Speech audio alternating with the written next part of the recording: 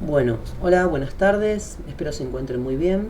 Continuamos con el curso de farmacología para enfermería. Nos encontramos hoy en la unidad 5, clase 1. Seguimos avanzando con el curso y bueno, nada, estamos avanzando, estoy contento. Dentro de poco ya lo vamos a terminar. Podríamos decir que estamos en lo que yo llamo la recta final. Esta vez sí. Siempre en videos anteriores vengo diciendo, bueno, vamos a llegar a la recta final, falta muy poco para la recta final. Hoy inicia la recta final. Son 4 clases que nos estarían quedando. Esta es la clase número 1, fármaco para los trastornos intestinales.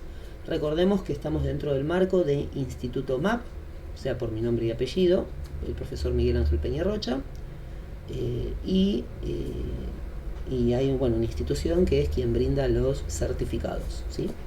Bueno, fármacos para los trastornos intestinales, vamos a ir avanzando poquito a poco.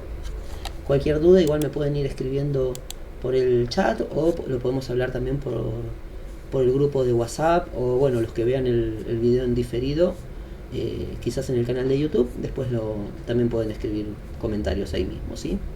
Trastornos digestivos, síntomas y tratamiento. Bueno, trastornos digestivos los más habituales, ¿no? Náuseas, vómitos, diarrea, estreñimiento. Pueden deberse a diferentes causas, ¿no? Como pueden ser infecciones, algunas causas inflamatorias, metabólicas, también algunos medicamentos, ¿sí? O incluso causas psicológicas. También pueden ser autolimitados porque no van a producir mucho daño, pero si persisten a lo largo del tiempo pueden tener algunas complicaciones a nivel salud de las personas, ¿sí? La función normal del aparato digestivo, la porción inferior del tubo digestivo consta del intestino delgado y el grueso. Los primeros 25 centímetros del intestino delgado, el duodeno, es el lugar donde la comida parcialmente digerida llega del estómago, llamado quimo. Se mezcla con la bilis, la vesícula biliar y con las enzimas digestivas del páncreas. En ocasiones se considera la parte del tubo digestivo superior por su proximidad con el estómago. Intestino delgado está formado por el yeyuno y el ilion. En el yeyuno se absorben la mayoría de los nutrientes, mientras que el ilion comunica con el intestino grueso a través de la válvula iliocecal. El movimiento del contenido intestinal se da gracias al lo que llamamos peristaltismo, ¿sí? Regulado por el sistema nervioso autónomo. La actividad parasimpática lo acelera y la simpática lo reduce, ¿sí? Esto es contrario a lo que uno siempre relaciona, ¿no? Que el sistema nervioso simpático, generalmente hablamos de que es un estimulante propio de las funciones corporales, el sistema nervioso simpático, ¿no? Y el sistema nervioso parasimpático inhibe muchas de las funciones corporales. En este caso, precisamente, difiere un tanto porque es lo contrario. El parasimpático, que normalmente estimula, en este caso inhibe. Justamente lo había compartido en el grupo de WhatsApp, porque cuando estaba armando esta clase me surgió esa duda. Digo, esto no me estaría coincidiendo. Así que lo estuve investigando. Y bueno, lo que ahora se los estoy leyendo en realidad, ¿no? Sistema nervioso autónomo y la digestión. En el sistema digestivo, la regulación del movimiento intestinal, peristaltismo, está controlada por el sistema nervioso autónomo. A diferencia de otros órganos, aquí la actividad parasimpática estimula, ¿sí? Mientras, favoreciendo la secreción digestiva, favoreciendo la digestión. En cambio, la actividad simpática inhibe estos procesos. Eso lo estuve un poco investigando y quería traerlo a colación para que no venga la confusión esta que a mí mismo se me presentó en el momento del armado de la clase. Bien, acá un poco lo que es el aparato digestivo, a ver si agrandamos un poquito a pantalla completa para que se vea mejor, lo puedan apreciar mejor, ¿no? Esto es un poco como un repaso de lo que es la anatomía, ¿no? Siempre digo que para comprender muchas cuestiones que hacen a la función del organismo, tenemos que conocer también la anatomía y, por qué no, también la fisiología. Si conocemos la fisiología y la anatomía, podemos lograr a inferir algunas cuestiones relacionadas con la fisiopatología, ¿no? Bien, a ver por dónde empezamos. Bueno, acá tenemos el colon. El colon se ocupa de la reabsorción de agua y vitaminas, ¿no? El agua que sea necesaria. Acá tenemos el intestino delgado, bueno, el recto, que es el final del tracto digestivo. Acá estaría el apéndice. Ciego recibe materia fecal del intestino delgado. La válvula ileocecal, que habíamos nombrado hace un rato. El ileum, que es donde continúa la absorción. Yeyuno realiza la mayor parte de la digestión y de la absorción química. Y el duodeno, bueno, que es la primera porción, ¿no?, recibe el quimo del estómago y las secreciones del páncreas e hígado. Bien, estreñimiento. El estreñimiento se define como una disminución en la frecuencia o número y o cantidad de defecaciones. Las deposiciones pueden volverse secas, duras y difíciles de evacuar del recto sin esfuerzo. El esfuerzo va a generar algunas complicaciones, posibles problemas de salud, algún tipo de hemorragia también, aunque sea leve, pero puede llegar a producirla, y puede confundir también con alguna patología de mayor gravedad. Por eso, cuando hay un sangrado a este nivel, hay que estudiarlo de alguna forma. Obviamente que esto lo nombro, no me meto ahí porque el curso es de farmacología para enfermería. Ya para ahondar ahí ya tendríamos que preparar otro tipo de clase. Bien, reabsorción del agua y estreñimiento. A medida que los residuos avanzan por el intestino grueso, se reabsorbe agua. Pero bueno, si el tránsito intestinal es lento, el colon absorbe demasiada agua, lo que genera heces duras y pequeñas. De ahí la importancia de agregar fibras a la alimentación. Cuando este proceso es equilibrado, las heces son blandas y fáciles de eliminar. Esto puede causar, o sea, las heces secas, ¿no?, que es el de la parte de abajo, y disminuido, el tránsito intestinal disminuido, puede producir estreñimiento. Va a haber distensión abdominal y flatulencias. Bien, laxantes. Los laxantes son fármacos que favorecen los movimientos intestinales. Cuando se nos presenta esta complicación, como es el caso del estreñimiento, bueno, los fármacos a utilizar van a ser los laxantes, que son fármacos que favorecen los movimientos intestinales. Muchos se encuentran disponibles sin receta médica para la automedicación del estreñimiento simple. Bien, laxantes y catárticos.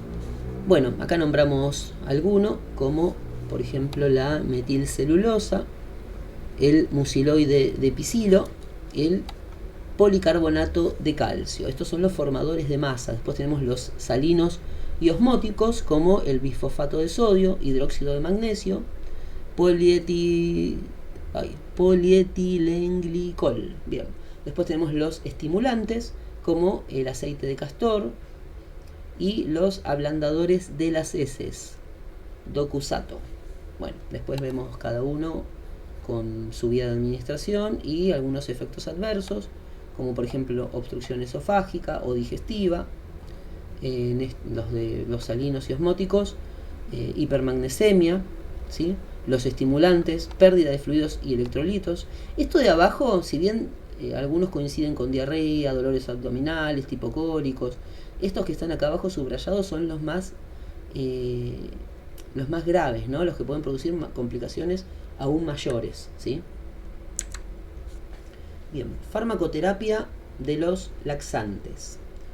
Los laxantes facilitan la evacuación del intestino o defecación y se usan de forma generalizada para prevenir y tratar el estreñimiento.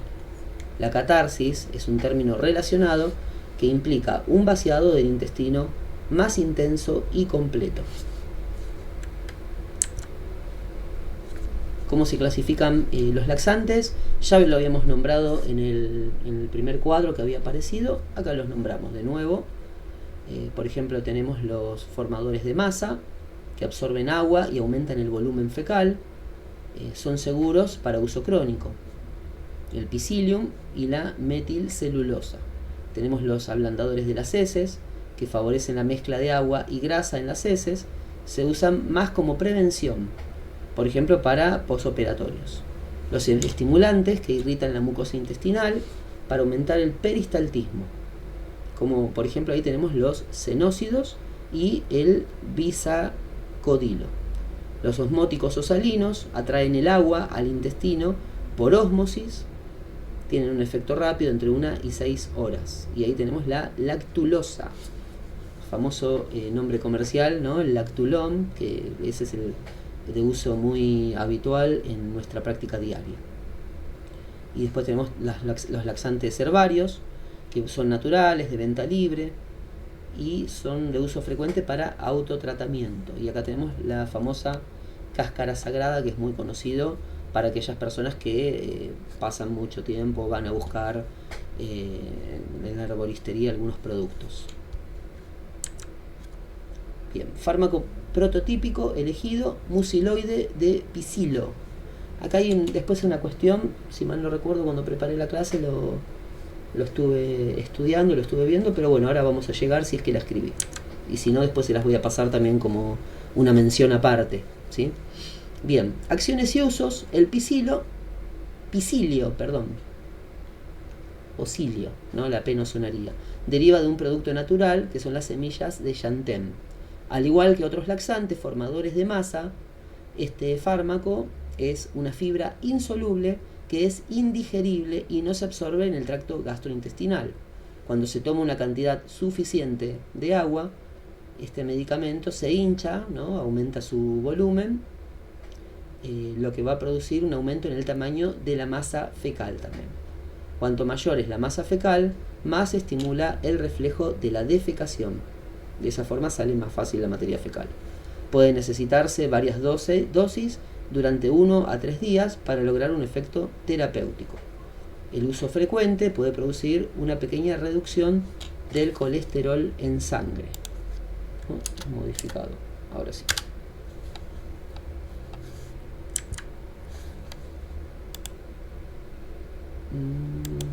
Acá está. Bien, precauciones de administración. Mezcle con 220 mililitros de agua. Puede mezclarse también con jugo de fruta o leche. Y se debe administrar de forma inmediata. Tras cada dosis debe tomar, bueno, en realidad dice 220 mililitros de líquido, pero en cierto modo una cantidad de líquido. También para que llegue a donde tiene que llegar de forma más fácil, ¿no? Vigile a los pacientes adultos mayores por posible aspiración, ¿sí? Broncoaspiración sería, ¿no? Y es categoría C para respecto del riesgo de embarazo, en el embarazo.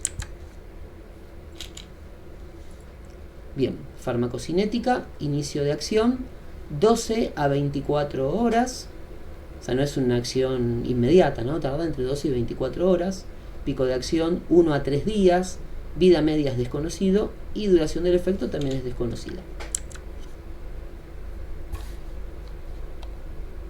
Bueno, efectos adversos, rara vez produce efectos adversos, produce menos dolores cólicos abdominales que los laxantes de tipo estimulante y produce un movimiento intestinal más natural.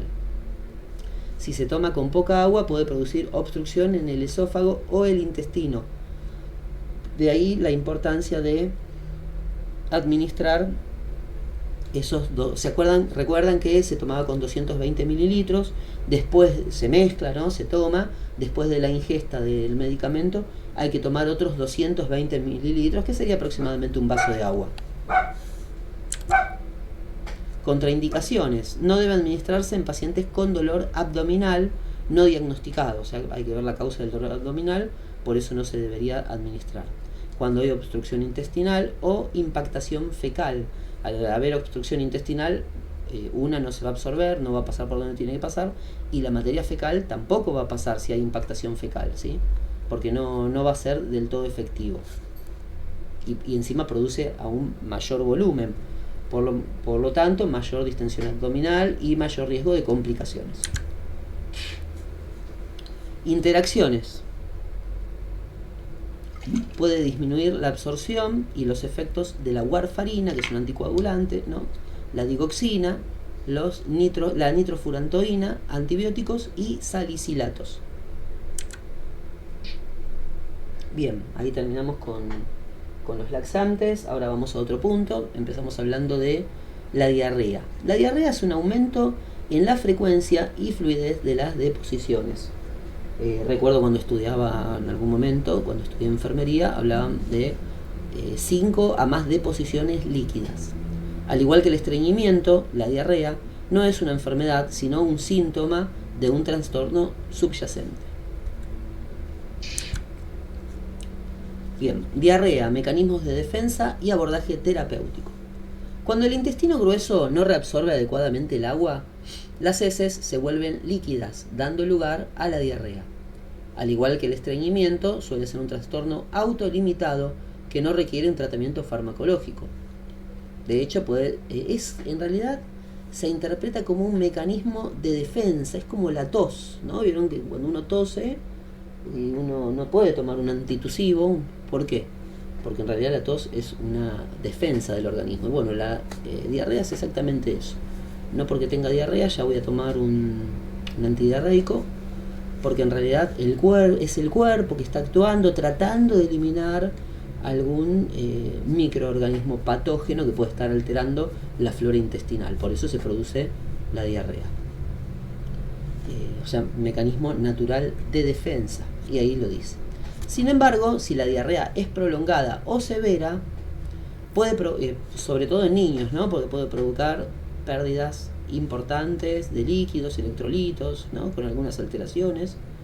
Entonces ahí sí hay que ver de inmediato, sobre todo con niños muy pequeños, ver de inmediato al médico y tratar de resolver la situación. Antidiarreicos, ¿no? Tenemos por un lado opioides y por el otro lado otros fármacos. Difenoxilato con atropina, difenoxina con atropina y la loperamida, ¿sí? De uso muy habitual, por lo menos que yo lo veo, en el ámbito de salud, hospitales públicos, la loperamida, ¿no? Vía de administración, vía oral, 4 miligramos en dosis única y luego 2 miligramos tras cada episodio diarreico, ¿sí? Máximo 10 y 6 miligramos día. Efectos adversos, miren qué importante, uno a veces no lo tiene en cuenta. Ilio paralítico con megacolon tóxico, depresión respiratoria, depresión del sistema nervioso central, ¿sí? Todos estos efectos adversos también son compartidos, ¿sí? Pero estos son los de mayor gravedad.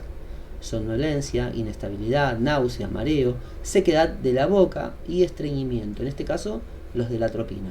Pero estos son compartidos para todos. Estos de acá abajo, los que están subrayados. Y bueno, sales de bismuto como otros fármacos, vía oral, comprimidos o 30 mililitros según se necesite. ¿Por qué? Yo no conozco el comprimido, sí el bismuto como jarabe, ¿sí? Antidiarreicos. Para la diarrea leve, los productos de venta sin receta médica son efectivos.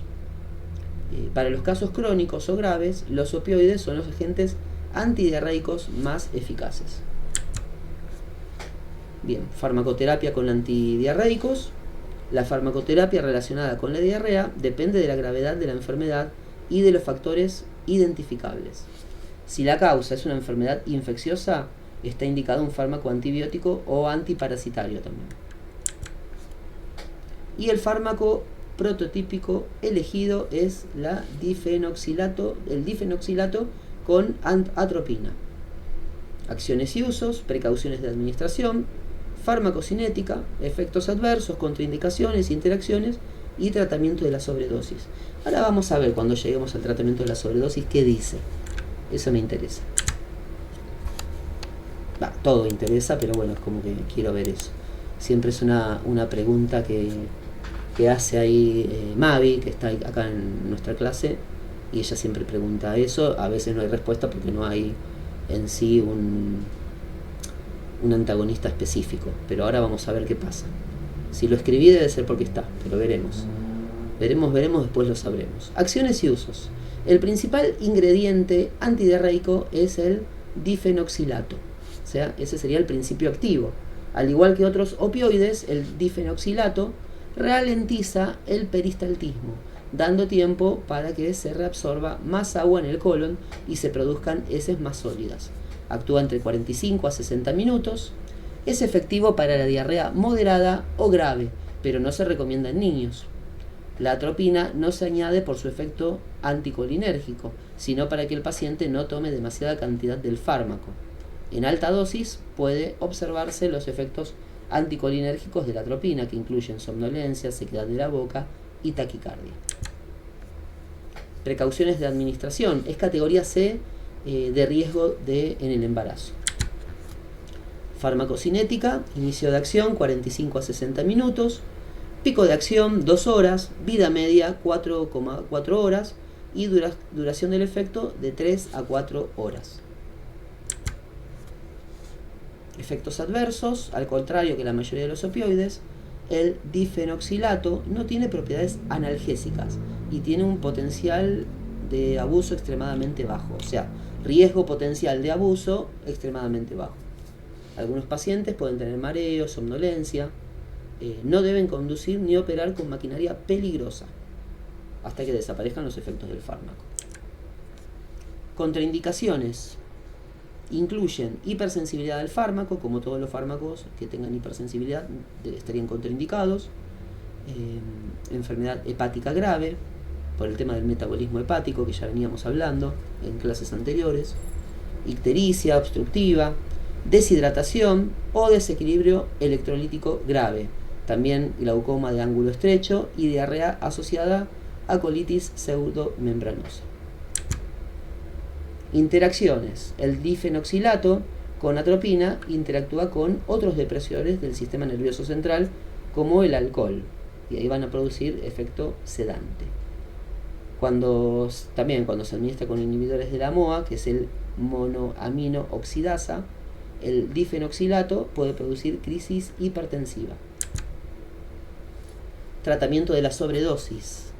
Bueno, puede ser grave y ahí aparece el antagonista, ¿no?, de los narcóticos, como la naloxona. Pueden administrarse por vía parenteral para revertir la depresión respiratoria. O sea, porque este fármaco, al ser un opioide, puede producir depresión respiratoria. Se administra la naloxona como antagonista.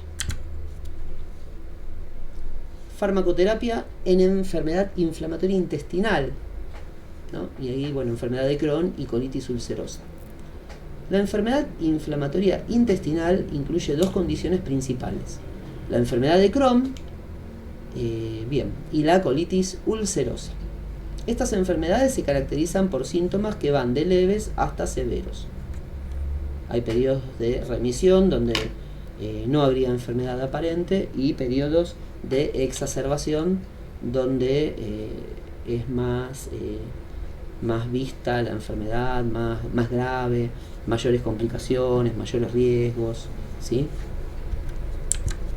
Bien, síntomas clásicos: la colitis ulcerosa.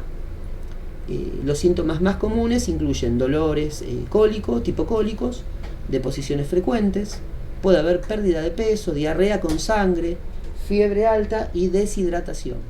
Y por otro lado, la enfermedad de Crohn, los pacientes suelen experimentar dolor abdominal, cólicos y diarrea, que puede persistir incluso durante años.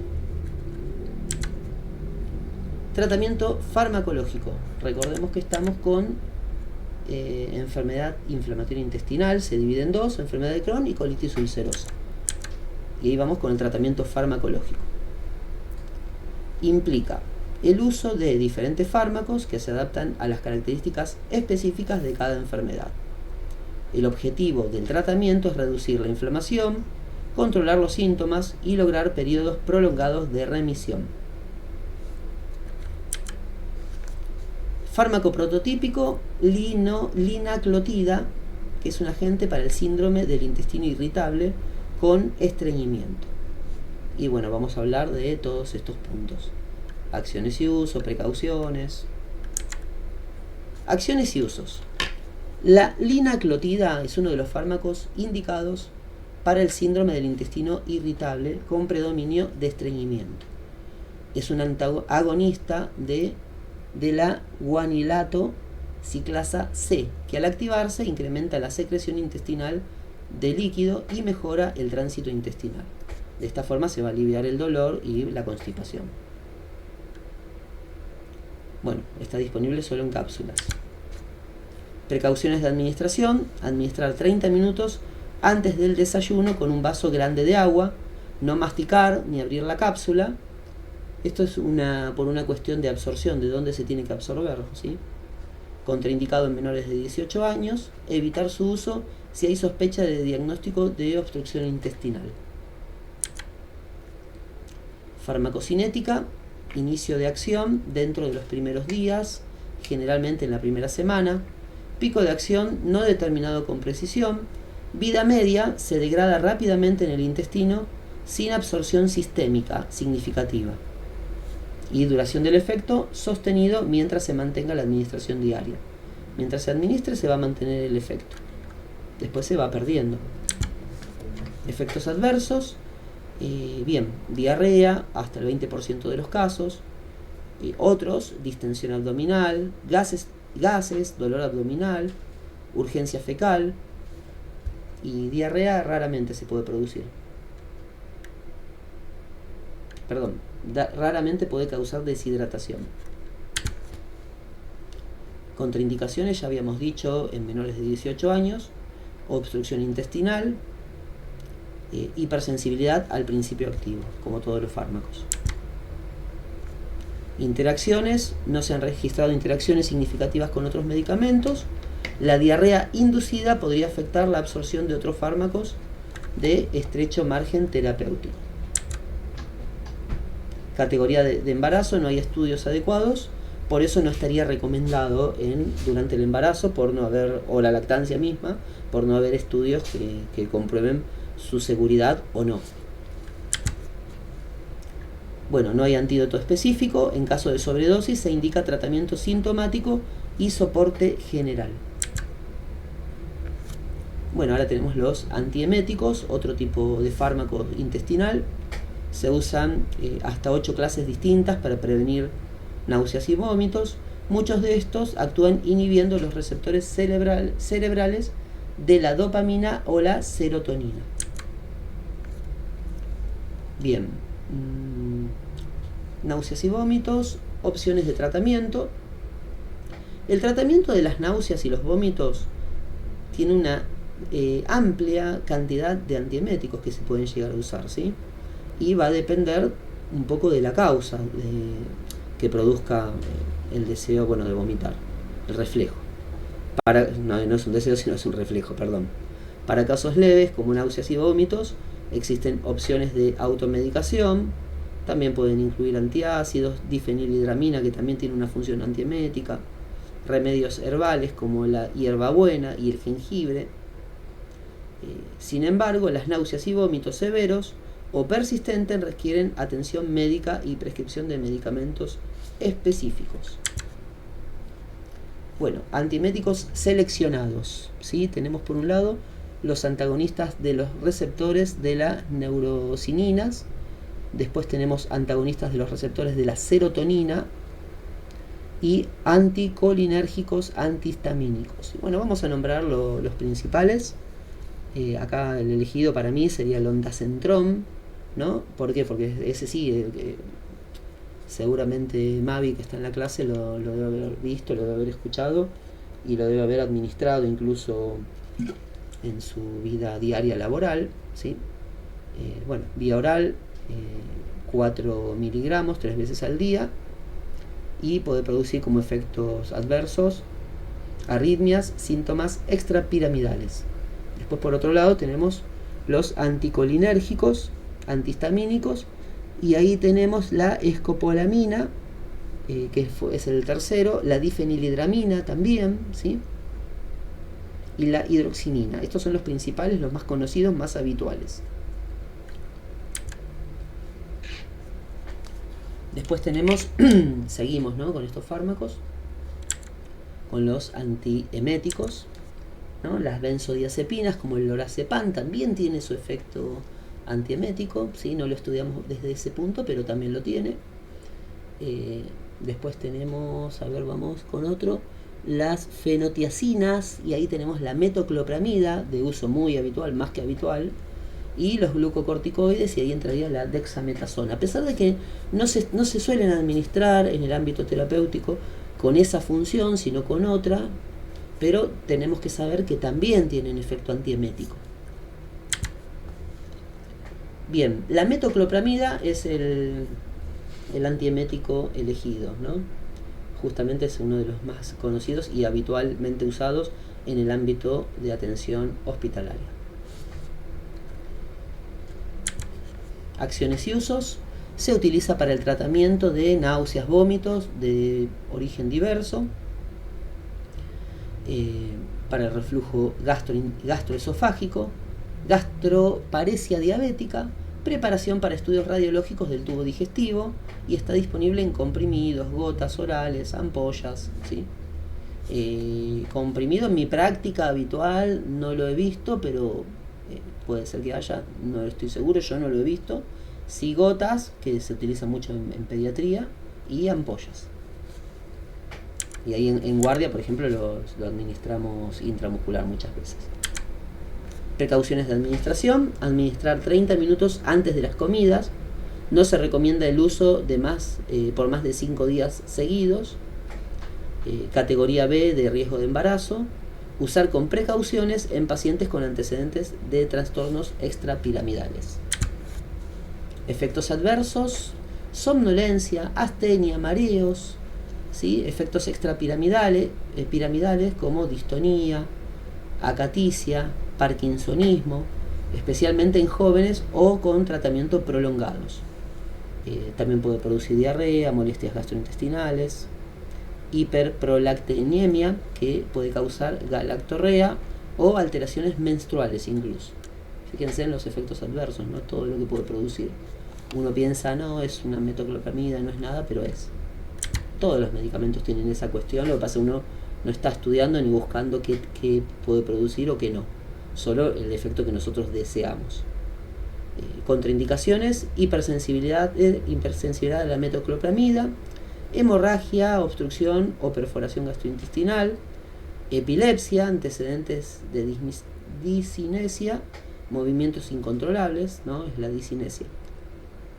Parkinson, niños menores de 1 año, riesgo de altos efectos extrapiramidales. Interacciones: potencia los efectos sedantes del alcohol y depresores del sistema nervioso central. Aumenta la absorción de ciertos fármacos como paracetamol o algunos antibióticos. Bien, también con anticolinérgicos y opioides antagonizan su efecto procinético. Aumenta el riesgo de efectos extrapiramidales si se combina con antipsicóticos. En el embarazo es categoría B, que sería seguro en la mayoría de los casos, incluso durante el primer trimestre. De hecho, se administra esta medicación durante el embarazo cuando hay vómitos. En el primer trimestre es cuando aparecen esa sensación de vomitar, ¿no? Tratamiento de la sobredosis: puede causar somnolencia profunda, confusión, reacciones extrapiramidales o incluso convulsiones. El tratamiento es sintomático, puede incluir antihistamínicos, anticolinérgicos. Bien. Muchas gracias. Hasta acá dejo de compartir. Bien, hasta acá terminó la clase. Espero que le haya sido útil. Después igual voy a ahora en un rato ya subo la clase grabada, la subo al Classroom, y bueno, cualquier duda nos estamos hablando, ¿sí? No sé, Mavi, si quiere comentar algo, decir algo, aportar algo. Todavía sigo grabando, así que puede ser grabado. Si no quiere, dejo de grabar, igual podemos seguir hablando un ratito.